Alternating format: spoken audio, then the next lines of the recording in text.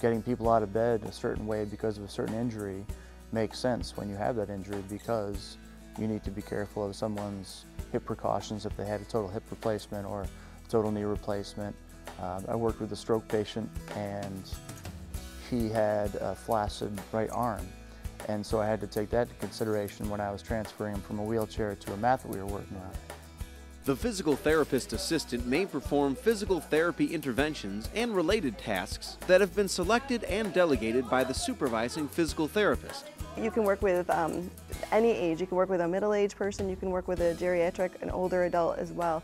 There's a lot of outpatient facilities in the area, there's a lot of hospitals, there's nursing homes, any of those different areas you could work with the patients. You see hospitals all over the place, so anywhere that there's hospitals, there's usually physical therapy departments.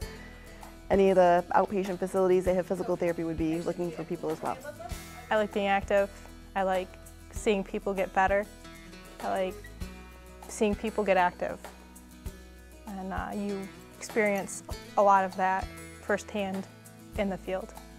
The physical therapist assistant works in hospitals, private practices, community health centers, corporate or industrial health centers, sports facilities, research institutions, rehabilitation centers, skilled nursing facilities, home health agencies, schools, pediatric centers, and colleges and universities.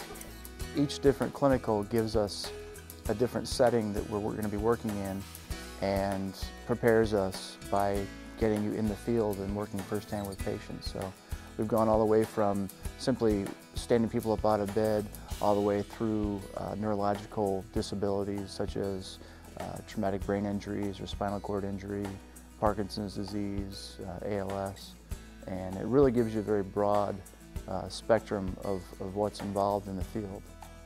You have to understand, you have to put yourself in the situation, in the seat of what your patient would be feeling.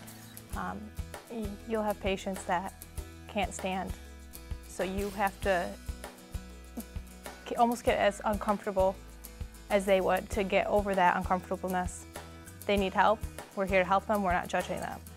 Physical therapist assistants as themselves are an end point. And although a lot of our graduates do decide to go on and to become a physical therapist, I think one of the best things for them is the fact that in 2 years they can be out and working and decide if they like the field. Recent employment opportunities for physical therapist assistants are growing at a much faster rate than the average job market. This increased demand results from the rapidly growing elderly population, along with a large baby boomer population who will soon require disease-related rehabilitation, and an increase in individuals with disabilities or limited function.